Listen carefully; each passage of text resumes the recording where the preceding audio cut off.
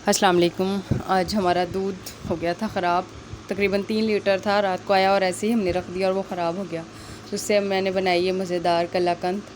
उसके लिए मैंने उसका ऊपर वाला पानी सारा निकाल दिया था और ये हल्का हल्का पानी थोड़ा सा बस रहने दिया। ये स्ट्रेनर से अच्छी तरह छान के इसमें डाल लिया था और मीडियम आंच पे मैंने इसको पकने के लिए रख दिया। और मैं फिर इसको आहिस्ता आहिस्ता स्पैचुला की हेल्प से करती रही, दबाती रही और साइड से जब ये पकने लग गया तो यूँ साइड से हटाती रही ताकि ये जले ना। बस इसको आपने मुसलसल हिलाते रहना है। अभी तो थोड़ा ये है लिक्विड टाइप, तो बस इसको हिलाते रहें और जब ये थोड़ा हो जाएगा, ये देखें ऐसे गाढ़ा हो जाएगा, तो फिर हम इसको दबाएंगे ताकि इसके जो दाने हैं वो ख़त्म हो जाएं, छोटे छोटे हो जाएं, वरना हमारे जो कलाकंद के पीसीज होंगे वो जुड़ेंगे नहीं। फिर मैंने 1 कप दूध शामिल कर दिया है और 1 कप चीनी, और बस अब इसको फिर से पकाना शुरू करेंगे। आहिस्ता आहिस्ता हिलाते जाएंगे और ये पानी, ये दूध और चीनी का पानी, ये भी खुश करना है हमने अच्छी तरह। ये देखें, और इसको साथ साथ हम दबाते रहेंगे, यानी इसके दाने ख़त्म करने हैं। बड़े बड़े दाने नहीं होने चाहिए वरना ये जुड़ेगा नहीं। और इसमें मैं घी नहीं शामिल करूँगी क्योंकि ये फुल फैट मिल्क था, तो इसका अपना ही ऑयल काफ़ी है। ये 3 इलायची हैं, ये मैं इसमें डाल दूँगी। आपके पास अगर इलायची पाउडर हो तो वो आप 1/4 टीस्पून डाल दें इसमें, इससे इसका टेस्ट बहुत अच्छा हो जाएगा।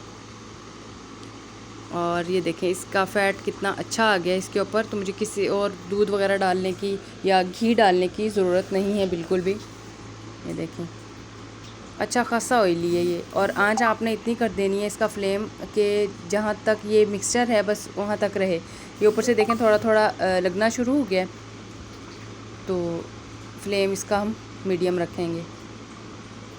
इसको मीडियम फ्लेम पे पकाते जाएंगे और जब इसका कलर लाइट सा ब्राउन हो जाए इस तरह से, तो हम इसको उतार लेंगे चूल्हे से और इसमें हम शामिल करेंगे। ये बाद में गार्निशिंग के लिए हमने थोड़े से बादाम काट लिए थे लंबे साइज़ में। अब इसको एक ट्रे में निकाल लेंगे हम। सारे मिक्सचर को अच्छी तरह ट्रे से निकाल के, पैन से निकाल के ट्रे में डाल लेंगे और इसको हम करेंगे प्रेस करके बिल्कुल एक जैसा कर देंगे। ये देखिए अच्छी तरह आपने प्रेस करना है, दरमियान से जगह ना बचे। इस स्पैचुला की हेल्प से मैंने इसको, ये थोड़ा स्टिकी सा हो गया था, तो ये देखिए अच्छी तरह से आपने इसको दबा लेना है। ख़ास तौर पे इसकी साइड्स आपने अच्छी तरह दबानी है, क्योंकि अगर आप ये नहीं दबाएंगे तो फिर ये भुरभुरा हो जाएगा और टूटेंगे आपके पीसीस। इसको अच्छी तरह से दबाने के बाद इसको हम इसमें कट लगा देंगे, क्योंकि बाद में कट लगाएंगे खुश्क होने के बाद तो वो टूट जाएंगे और कट नहीं लगेंगे, तो इसमें अभी कट लगा देंगे। जितने साइज़ के भी पीसेस आप करना चाहें कर सकते हैं, मुझे घर में यूज़ करना था। इसमें पहले गार्निशिंग कर देंगे बादाम की। मेरे पास थोड़े से बादाम थे तो मैंने थोड़े से इस पर लगा दिए, और ये देखें इसको मैं मुनासिब से पीसेस में काट लूँगी।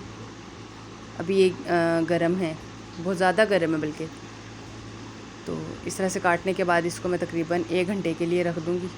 1 घंटे बाद अब इसके मैं पीसेस अलग कर लूँगी। ध्यान से जो पहले कटिंग की थी उसी पर आपने करना है। ये देखें आराम से ध्यान से इसको उतारें। वैसे ये स्टिकी था अच्छा खासा और नहीं ये टूट रहे थे। ये देखें बहुत मज़ेदार कलाकंद तैयार है।